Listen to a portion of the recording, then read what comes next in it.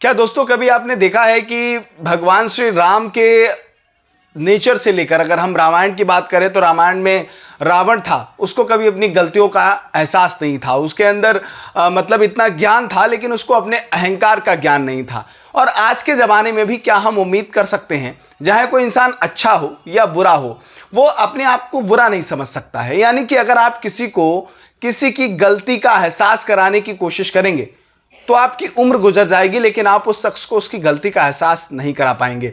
धरती पे शायद ही 2% ऐसे लोग होते हैं जो अपनी गलती का एहसास अपने आप कर लेते हैं। कुछ ऐसे लोग होते हैं जिनको आपको अपनी गलती का एहसास कराना पड़ेगा, उन्हें समझाना पड़ेगा, उनको उदाहरण देना पड़ेगा, शायद तभी उनको उनकी गलती का एहसास होना पड़े। हमारे पास कुछ आप लोगों के सवाल आ रहे हैं, उसी सवाल में से हमने आज जो टॉपिक चुना है वो ये है कि आखिरकार आपके पार्टनर को, आपके रिश्तेदार को, आपके किसी दोस्त को आखिरकार उसकी गलती का एहसास कैसे कराएं। अब इसमें आप सोच रहे होंगे कि आखिरकार सुझाव क्या है। हम बहुत बार बहुत सारी बहस करते हैं, 2 दिन 4 दिन 6 दिन हम सिर्फ इस बात के लड़ते रहते हैं कि आखिरकार गलती किसकी है। नहीं तुमने गलत बोला था, नहीं गलती तुम्हारी थी, नहीं तुम्हें सॉरी बोलना चाहिए था। आखिरकार किसकी गलती थी ये हमको कैसे पता चलेगा। और अगर हमें लगता है कि हम सही हैं, सामने वाला इंसान गलत है और वो अपनी गलती भी नहीं समझ रहा है, तो उसको उस वक्त कैसे उसकी गलती का एहसास कराएं।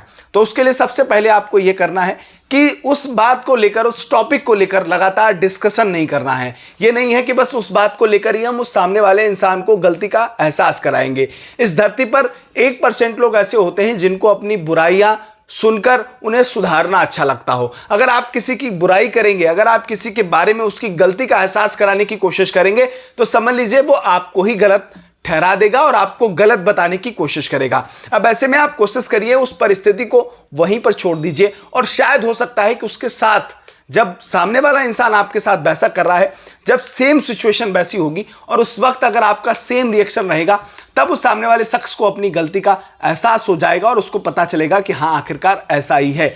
लेकिन इस कंडीशन में यह होता है कि हम लगातार लड़ते रहते हैं, झगड़ते रहते हैं और सिर्फ उस टॉपिक पर हार और जीत की सिचुएशन बना लेते हैं। रिश्ते में जरूरी नहीं होता है कि अगर कोई इंसान गलती एक्सेप्ट कर रहा है तभी वो हमारे साथ रहे। अगर वो गलती नहीं मान रहा है तो हम उससे लड़ते ही रहेंगे। पहले तो हमें यह निर्धारित करना है कि हम जिस इंसान के साथ हैं या अगर हम उसके साथ रहना है तो उसकी गलतियों को इग्नोर करना है। उसकी गलतियों में गलतियां नहीं ढूंढनी है, क्योंकि इस धरती पर कोई ऐसा नहीं है जो गलतियां नहीं करता है। अगर आपको लगता है कि आपका पार्टनर अपनी गलती नहीं मान रहा है तो बस सही वक्त का इंतजार करिए। कोशिश करिए कि कभी वही वाकया सामने आएगा और उस वक्त आपको उसी भाषा में उस इंसान को जवाब देना है, बल्कि हर बात का जवाब देना आपकी बात को और ज्यादा बिगाड़ेगा, संभालेगा नहीं। तो बस इन चीजों का ध्यान देना है और आपको बताना है कि आखिरकार आपको ये वीडियो कैसा लगा। अगर आपके मन में कोई ऐसा सुझाव है या आपका ऐसा कोई सवाल है तो हमसे कमेंट बॉक्स में जरूर पूछेगा। फिलहाल अगर आपको ये वीडियो पसंद आ रही है तो हमारे चैनल को सब्सक्राइब करना